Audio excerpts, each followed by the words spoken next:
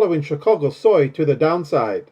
The July canola contract gives up $4.90 at $621.70 per ton, and the November contract loses $3.20 at $636.70 per ton. In Chicago, soybeans and soy oil are lower, while soy meal nudges up. There are small gains in European rapeseed, and Malaysian palm oil is mixed. Slight upticks in crude oil prices are lending some support to the oilseeds. Spring planting is winding up across the prairies with good crop conditions. Saskatchewan reports its canola is at 78% good to excellent. Alberta will issue its crop report this afternoon. The Canadian Grain Commission reports producer deliveries of canola for the week ending June 9th slipped to about 427,000 tons. Canola exports fall to 152,000 tons, and domestic usage is down at less than 173,000 tons. The Canadian dollar is lower on Friday morning, with the loonie stepping back to 72.6 US cents compared to Thursday's close of 72.75. Weather across most of the United States Corn Belt is to be unsettled for the next 10 days. Ahead of Monday's report from the U.S. National Oilseed Processors Association, the trade pegs the May soybean crush at nearly 178.4 million bushels. The Argentina government places the country's soybean harvest at 98% finished and the corn harvest at 52% done. Russia received rain, which eliminates some of the dry conditions, and is forecast to get more rain with above normal temperatures next week. France holds its soft wheat at 62% good to excellent. China's corn yields could drop due to hot, dry conditions in the country's north. Rounding off prices after Chicago Board of Trade, soybean futures are lower on Friday morning. The July contract gives up 2.5 cents at $11.87 per bushel. July soy oil loses about a third of a cent at 43.54 cents per pound. July soy meal bumps up $1.60 at $369.90 per short ton. Chicago corn is slightly higher as the July contract tacks on 3/4 cent at $4.59 per bushel. Chicago oats are higher, with the July contract adding a nickel at $3.33. The U.S. wheat complex is mixed, with Chicago July tacking on a penny at $6.21. Kansas City July adds 3/4 cent at $6.37.5. And Minneapolis July loses 3 cents at $6.64. That's a look at the ICE futures and the Chicago markets for Friday morning, June 14th. For MarketsFarm.com in Winnipeg, I'm Glenn Halleck. Outstanding capacity, innovation, and the industry's highest density come together in a New Holland roll-belt round baler available from Butler Farm Equipment in Fort St. John. Whether you make 4x5 foot, 4x6 foot, or 5x6 foot bales, there's a roll belt right for you. All models feature wide, durable pickups and smooth feeding systems for faster baling. Integrated precision solutions help you make smart baling decisions on the go. Stop by Butler Farm Equipment in Fort St. John today. The opinions expressed on this show do not represent those of the station. If you've missed any of the shows, you can follow the podcast at Energeticcity.ca. Welcome to This Week in the Peace, a show dedicated to the people, events, and news of BC's Peace region. Here's your host, Dub Craig. Welcome to This Week in the Peace. I'm Steve Berard. Later on, we'll be speaking with a teacher and student from NPSS about their performance at a national robotics competition in Quebec. But first, Bright Nights in June is happening tomorrow at the North Peace Cultural Center. This annual event features the Makers Market and the Bake Print Station, among other things. So to talk about the event and other goings-on at the Cultural Center, I'm joined now by the North Peace Cultural Society Executive Director, Oliver Hachmeister. Oliver, welcome to This Week in the Peace. Thank you for having me. You're very welcome. I'm just going to get you up on the board here if I can find it. And I can't. We're going to figure this out as we go anyway. Oliver, let's start with, you kind of wanted to talk a bit about, wrapping up the festival that just happened, the provincial festival, which was, from what I've heard, an amazing success. Absolutely. We were so happy to have the provincials back after 8 years. We've only had it here in Fort St. John 3 times since 2001. This was the 3rd time. And honestly, it went so well. Our venue was mostly dance, but there was a couple of the final concerts. Yeah. There were 9 venues around town for music, for speech, for musical theater, piano, woodwinds, like everything. Yeah. And it went so well. And I really want to thank all of the volunteers and organizers of the provincial festival who helped pull this all together. We played a very small part in it, but it went so well, and it was such a boon to this community. Yeah, and I mean, I don't want to talk out of school too much, but I know there were hiccups, like there always is in these situations, and they were all handled so quickly and efficiently by, again, as you said, the many volunteers who were really running things behind the scenes. It was fun to watch and amazing to see it all come together. Absolutely. And I mean, honestly, when you bring in a provincial festival, something's going to happen. Yeah. We're a number of people have never done this. Like they were volunteers. They had never done this before. Some of them had been on the committee last year or the last time it was here.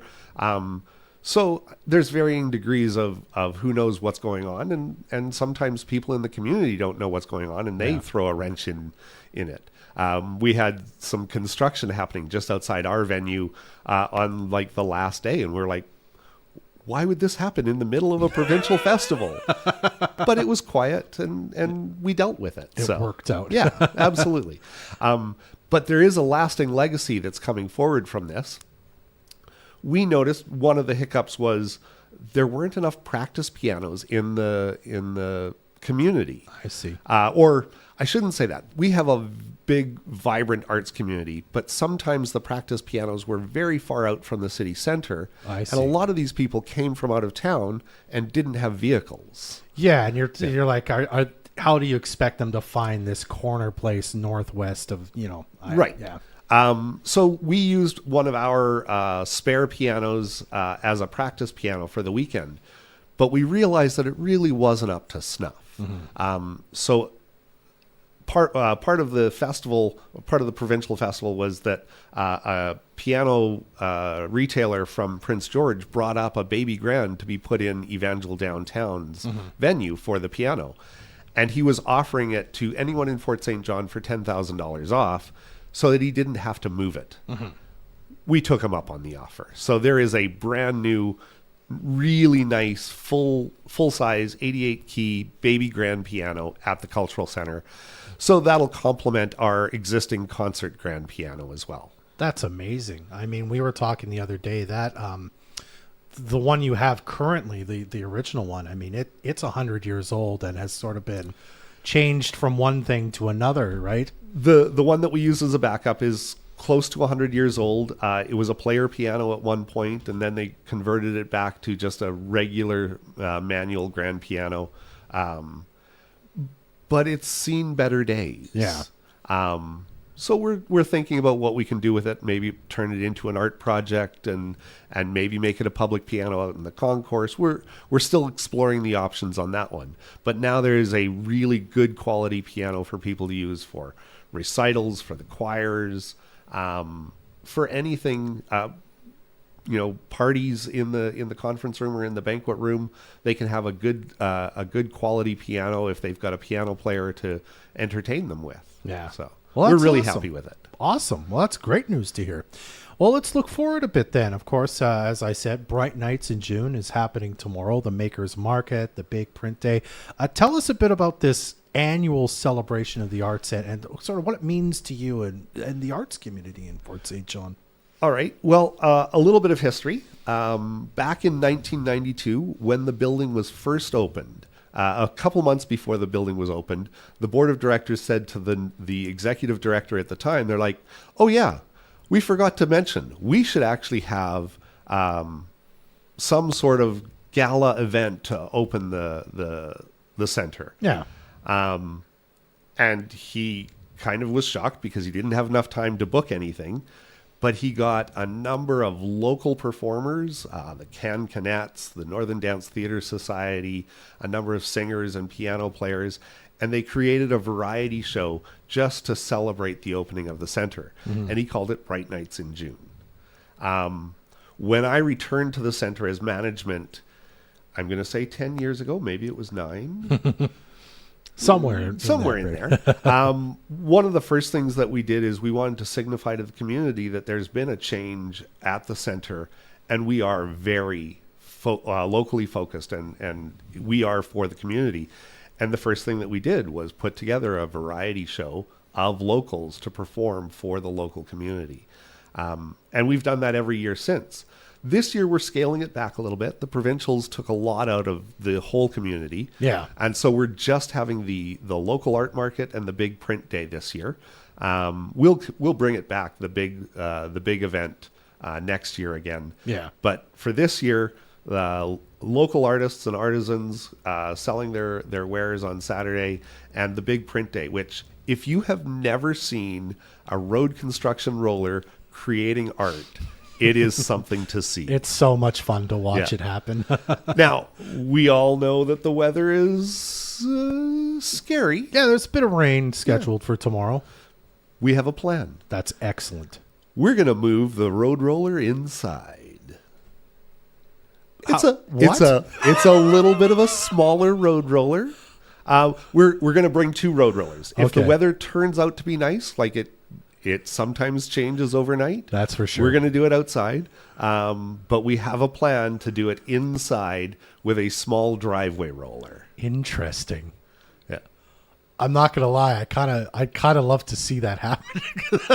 Like it'll be on the on the concourse on the stage, or was that a surprise? Well, it might not be as easily seen by the public. We're looking at where we can do it. It's not going to be in the concourse because we just had the floors waxed. Yeah, and you don't want a steamroller in there. Yeah, but we are looking at doing it in our loading dock. Okay.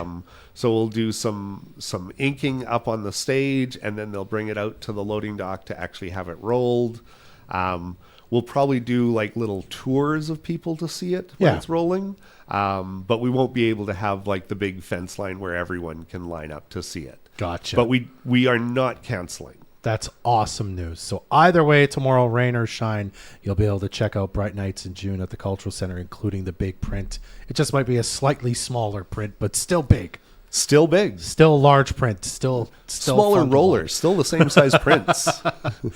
So that's tomorrow. What time does everything start, by the way? Officially, we're starting at 10. We're hoping people will start setting up around 8:39.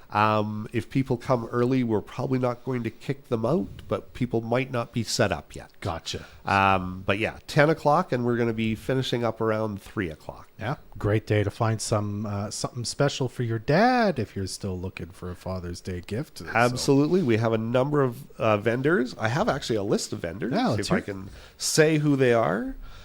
So Many Pillows, Diamond Willow Art Studio, Lois Cheddar, Painting Parties with Melissa, P Square Designs, Enma Shea, Laura's Latest Creations, Greg Carrillo, Kasha Cart, Exploring in Caustic, Henna and Designs by Shahab, the FSJ Country Quilters, Ryan Sullivan, Bombs Away, Paisley McLennan, Denim Rose, Totally Homemade, The Library, and Stage North. Wow, it's going to be packed in there tomorrow. It's going to be a little bit of not a lot of wiggle room. That's great to know. And of course, it's free to attend. You don't bring some spending money, but you can just go hang out and just check things out too if you'd like. So. That's what we would like to see. Absolutely. All right. We've got about a minute left, Oliver. Anything else you're looking forward to this summer at the Cultural Center you want to talk about? Well, not a lot happening this summer. We're getting ready for next season. Yeah. We'll probably be announcing the season sometime in July. We're looking at 6 or 7 shows in our season. We're looking at changing up our ticketing website, making it easier for people to buy tickets online. That's pretty much what we've got on the go. Yeah. We've got some plans, maybe a little bit of film in the theater this year, and a little bit of everything. All right. And I'd say you've got a very active Facebook page and just social media in general. So if you haven't already, make sure you follow the North Peace Cultural Society on Facebook. They talk all about the Cultural Center things and all that good stuff. Oliver, thank you for being here. Always a pleasure to talk to you, and we'll see you at Bright Nights tomorrow, okay? Absolutely. I'll be there. Excellent. It's Oliver Hachmeister, the Executive Director of the North Peace Cultural Society. We'll be right back to talk... what are we talking about here? Steve Berard is talking with members of the NPSS Skills Canada Robotics team in just a moment on This Week in the Piece. The Fort City Chrysler Summer Cruiser is everywhere. Good morning, everyone. It's Emily, your Fort City Chrysler Summer Cruiser host, and today I'm hanging out down here at Rhythm Auctions. Now, they're gearing up for their June 15th sale, which is happening tomorrow. All right, it's going to be Saturday, June 15th. It's going to be a great time. They're going to have a concession here. Bidding's going to start at 9 a.m., and the gates are going to be open at 8:30 a.m. So if you want to come on down, get registered as bidder, make sure that you do that. Also, in the meantime, you can actually come on down and check out all the really cool stuff that they're going to have up for auction tomorrow. You just have to check in at the front office, and then you'll be free to walk around and check out all the stuff. They've got a lot of cool stuff. From excavators to balers and other farm appliances to much smaller things. Like I'm seeing Vespa and some quads and skidoos, rototillers, all sorts of stuff. And they also have a whole bunch of huge sea cans that are going to be up for auction tomorrow. So make sure that you come on down to Rhythm Auctions tomorrow morning at 9 a.m. to check out all the action. I'm Emily, your Fort City Chrysler Summer Cruiser host.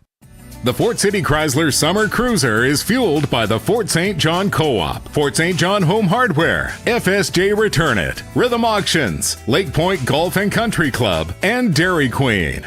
Do you have some good news you'd like to share with the community? We here at Moose FM want to share your positivity every weekday. Whether you're fundraising for the SPCA or saw someone doing a good deed in the community, we want to hear from you. Email us at reception@moosefm.ca and we'll share your good news right after the 7:30 a.m. news and on our Facebook pages. Good news is brought to you by Frontier Law. Summer's here. As you enjoy the sounds of the season, remember to watch out for bicycles, motorbikes, and children playing outdoors. At TNT Communications, they prioritize your safety and support all your summer job site needs. Their offerings include a wide range of radios, office trailers, light and communication towers, and cell boosters for various locations and vehicles. Plus, they rent UTVs. From everyone at TNT Communication in Fort St. John, your trusted bell source in the Peace region, have a safe and joyous summer. They're thrilled to share that they've been voted this year's People's Choice Award winner for Best Cell Phone Dealer. Clint Black. This Killing Time 35th Anniversary Tour. June 16th, Oventive Event Center, Dawson Creek. For the first time ever playing his groundbreaking debut album, Killin' Time, start to finish. Plus, more legendary hits. On sale now at LakeviewTix.com. Clint Black, live in this special concert event. At Fort St. John Co-op, they understand the importance of high-quality fuel and lubricants for your vehicles and machinery. That's why they offer a wide range of premium products designed to meet your needs. Fort St. John Co-op's premium lubricants provide superior protection against wear and tear, extending the lifespan of your equipment. Fort St. John Co-op even keeps our environment in mind with a waste oil collection facility at all Cardlock locations. Fort St. John Co-op, you're at home here. When we say there's always something going on in the Energetic City, we mean it. The staff at the City of Fort St. John's Recreation Department always have a variety of exciting programs and events planned all year long. Swims and skates, camps and contests, you can find something happening throughout the city at the Pomeroy Sports Center, the North Peace Leisure Pool, Centennial Park, or the Cultural Center. For more, visit the City of Fort St. John Recreation page on Facebook or fortstjohn.ca. Founded over 25 years ago, Alpha Training Solutions is a full-service safety training agency offering in-class training in Fort St. John as well as on-site training across BC. Training categories include equipment operator training on machines including skid steers and forklifts. Plus, they offer mobile elevated work platform training as well. Alpha Training Solutions. See them in their new facility on 99 Avenue in the HR Block Building or register online at alpha-training.ca. You can watch this show live on Facebook, catch the replays at Energeticcity.ca, or be part of the show by texting your thoughts to the Fort City Chrysler line at 250-787-2222. Welcome back. I'm Steve Berard. The school year is coming to a close soon, and it's a stressful time for a lot of students, so we decided to spotlight and celebrate the success of NPSS's Josh Coenders and Nolan Coate at the Skills Canada National Robotics Competition. Nolan wasn't available, but last night I spoke with Josh and their teacher, Brant Churchill, about their performance at the competition. First of all, thank you guys so much for your time. We're talking today about the National Skills Canada competition that you guys participated in for robotics a couple of weeks ago now. For people who maybe aren't familiar at all with Skills Canada, can you walk me through sort of what that competition was and what you guys did? Yeah, so this year, Skills Canada is kind of a national trades competition. There is trades nationally, and then there's also internationally as well. Our specific component is the mobile robotics competition. And this year, due to the fact that Nationals was in Quebec City, the competition was actually themed around maple syrup, or maple taffy, actually. So they actually had to build two robots to interact with the arena, get out maple sap, which is small golf balls, and deliver them to another location, and move some things around the arena. It was all timed, and they were competing head-to-head against kids from other provinces. Okay, awesome. Now, Josh, can you tell me a little bit about sort of what the specific challenges that you and your partner had to kind of go through as you were working on this? I think one of the biggest things that we ran into consistently was, keeping everything working at 100% efficiency, and then developing on ways to make the robots more resilient.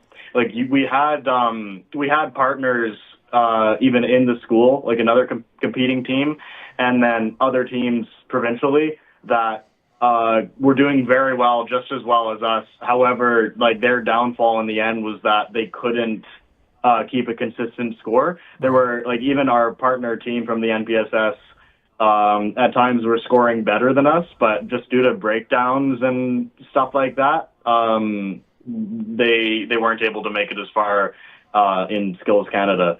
So we figured that resilience and consistency was very much a key. So trying using methods to keep the robots consistent, and fail safes, and different ways to structure the code, and things to avoid glitches and jamming in the machinery and stuff was definitely paramount. That absolutely makes sense. Can you actually walk me through a little bit of sort of what your robot was and some of the things that you had to do? Was this like Robot Wars? Was this like a combat thing? Or tell me a little bit about some of the challenges you guys had to do.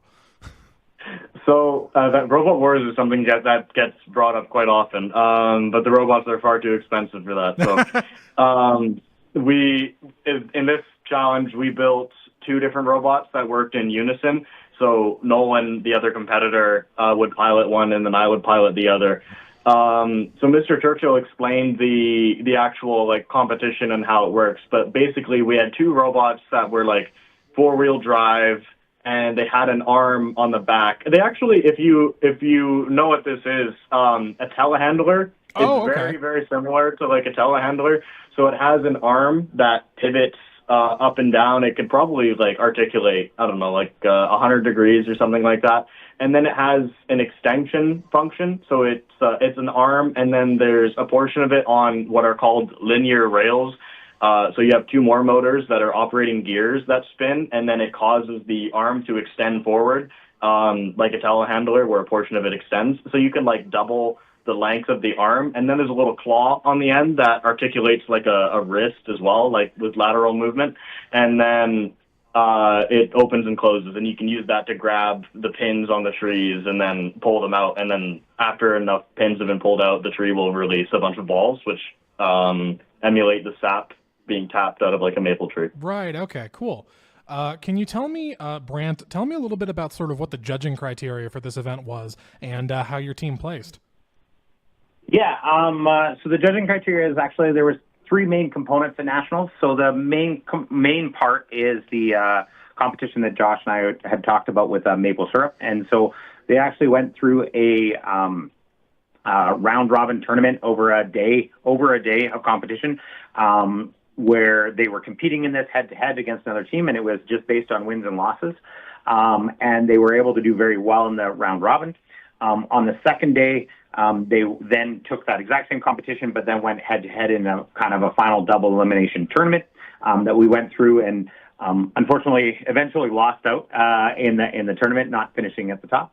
But throughout all of that, and that's about 60% of the scoring, throughout all that, when we got to Quebec City, they got told exactly what they needed to do, but they had to build an automated robot, so completely from code where they just pressed the start button and did it, to do a competition of running through a maze, grabbing tennis balls and delivering them to different locations and stuff.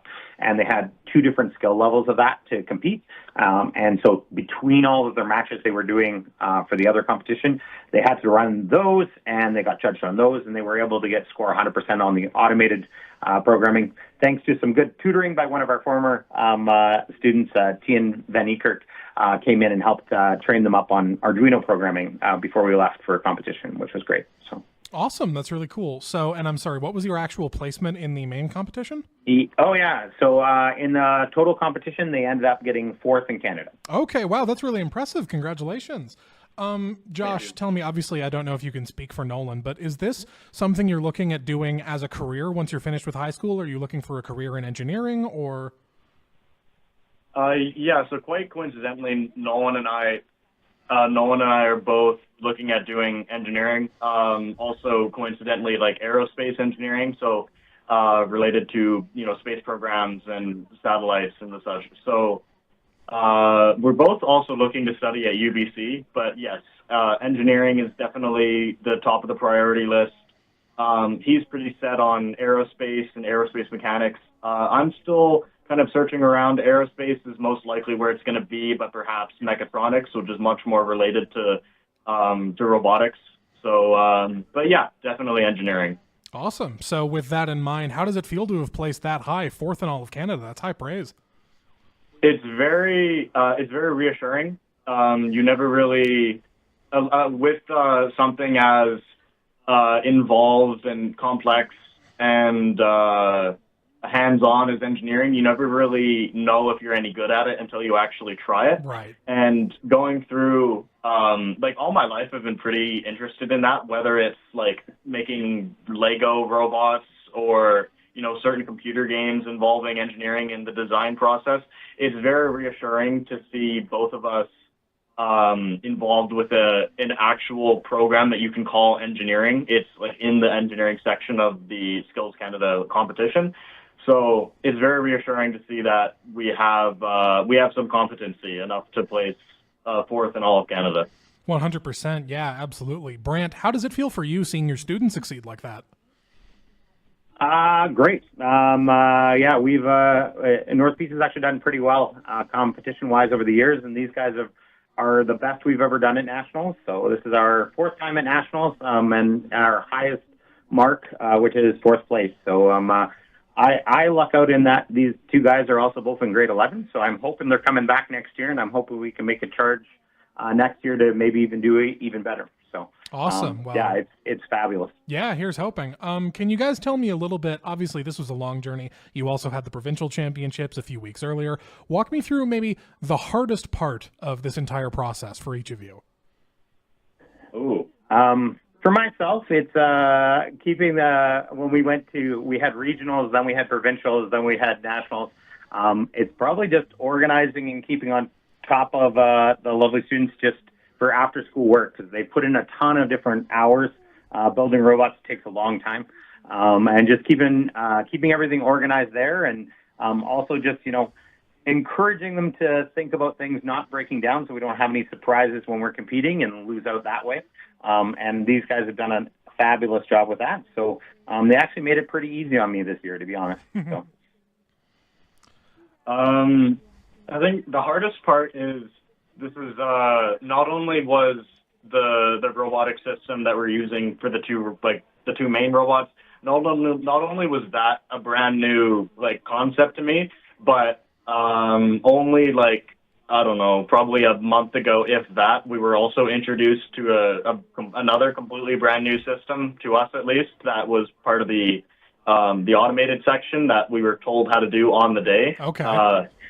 So learning how to do like those two specific things, being them being completely brand new, the learning curve and the process, and having to work with two different programming languages and having to swap between them on the fly, and working in between matches where you have a gap of like a half hour to work on something and then you're cut off and then you have to start. Okay, so I'm pretty sure that's everything that we will need for the show today, guys. Is there anything either of you want to add while I still have you on the line?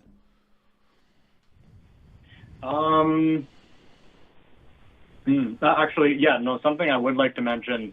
It seems that, well, actually, it's getting better. It's getting a little better nowadays, but over the course of most of like clubs like this existing, the amount of the ratio of men to women in the club is most likely going to be swayed in the favor of more men over women.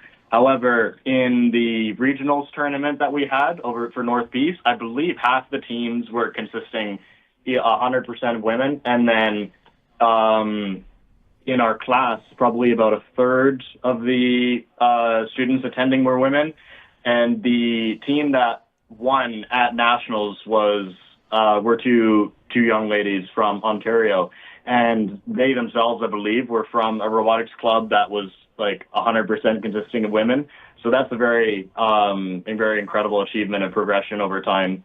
And another thing I would like to mention, we in the North Peace often see trades as whatever happens to be the trades in our local area. So for us, that's like plumbing, carpentry, electrical, and heavy-duty mechanicking and such.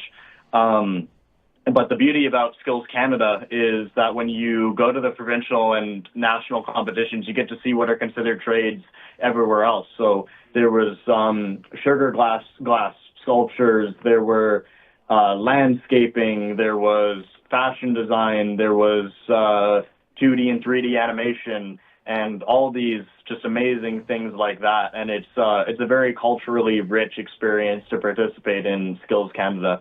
And the fact that clubs like this exist in somewhere as isolated in comparison to, say, Toronto, is amazing. It's a wonderful opportunity, and I'm very glad that I got to participate in such a thing way up here in the north. Awesome, for sure. Thank you so much for your time, guys. Really appreciate it. You betcha. Yeah, no, thank you. All right. That was Brant Churchill and Josh Coenders from the NPSS robotics team. We'll be right back to wrap things up on This Week in the Piece. The Fort City Chrysler Summer Cruiser is everywhere.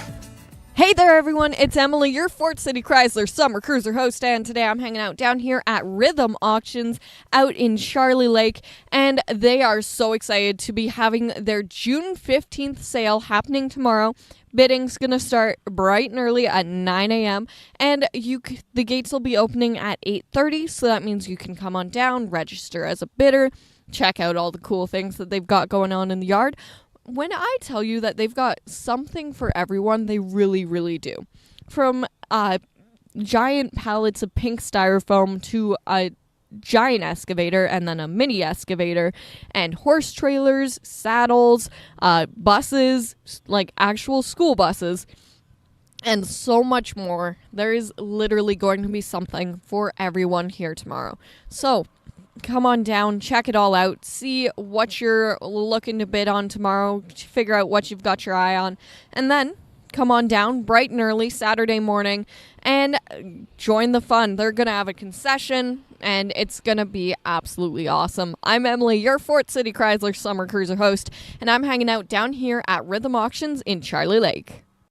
The Fort City Chrysler Summer Cruiser is fueled by the Fort St. John Co-op, Fort St. John Home Hardware, FSJ Return It, Rhythm Auctions, Lake Point Golf and Country Club, and Dairy Queen. The spring renovation event is on now at Brad's Furniture and Appliances, and all Frigidaire Gallery appliances are on sale, like the Frigidaire Gallery 24-inch smudge-proof stainless steel top control built-in dishwasher, now just $8.99. Plus buy more, save more. Buy 2 Frigidaire Gallery appliances, save $200. Buy 3 or more, save $300. Brad's Furniture and Appliances in the Northgate Mall and also on Facebook. Better call small. Read all of the stories happening in Northeast BC in one spot with the Energeticcity.ca app. You'll have breaking news, sports, energy stories, and more, all in the palm of your hand. The app is 100% free. Download it today from the App Store or Google Play Store, or go to Energeticcity.ca/app to find out more. Standard text messaging and data rates may apply. This just in, North Bar and Grill has been voted North Peace's best wine list and date night spot. Cheers. And while North Bar and Grill continues to be an evening destination, they are now open for lunch Monday through Friday. Stop in for a spectacular meal when you have a quick break, or come in for a business lunch. You'll be able to enjoy an abundance of new menu items, daily features, and drinks from a carefully curated summer sips menu. North Bar and Grill now open for lunch just inside the Ramada Northern Grand Hotel in Fort St. John. Happy Father's Day! Celebrate Dad this Father's Day at Just Jack's. Hey, it's Leanne from Chances, where we have a delicious surf and turf Father's Day special at Just Jack's this Saturday and Sunday. Plus, join us in the restaurant to enter to win Dad a new barbecue. The Surf and Turf Father's Day special this Saturday and Sunday at Just Jack's Fort St. John. Your place for entertainment. Visit chancesfsj.com for more details. Something's brewing at Peaceful Pages. It's the new espresso machine. Enjoy a delicious drink, hot or cold, while browsing the store, or just enjoy some quiet time with a book. Peaceful Pages Christian Bookstore, open Tuesday to Saturday on 101st Avenue in Fort St. John. Moose Country weather. We're currently under a rainfall warning from tonight right until Saturday. There's an expected rainfall amount of 40 to 50 millimeters. Now today you can expect a high of 12 degrees, chance of showers throughout the day, and risk of thunderstorms. That continues right until tomorrow with a high of 8 degrees, cloudy skies, and then on Sunday, looks like the sun is going to come out with some clouds, but the rain is expected to dissipate by then. You're listening to the all-new This Week in the Peace. Be a part of the show by texting your thoughts to the Fort City Chrysler line at 250-787-2222. Our thanks to our guests, Oliver Hachmeister and the North Peace Secondary School robotics team, for joining us today on This Week in the Peace. You can listen to this show again by checking out the podcast at Energeticcity.ca/podcasts. We'll store this and future episodes of the show there as we make them. Also, check out our other locally produced podcasts, Before the Peace and Secrets of the North as well. That's our show. I'm Steve Berard. I'm Dub Craig. Be well. Join us again next Friday morning at 10 for another edition of This Week in the Peace, your weekly talk show dedicated to the people, events, and news of BC's Peace region. Or you can listen to this podcast again at Energeticcity.ca.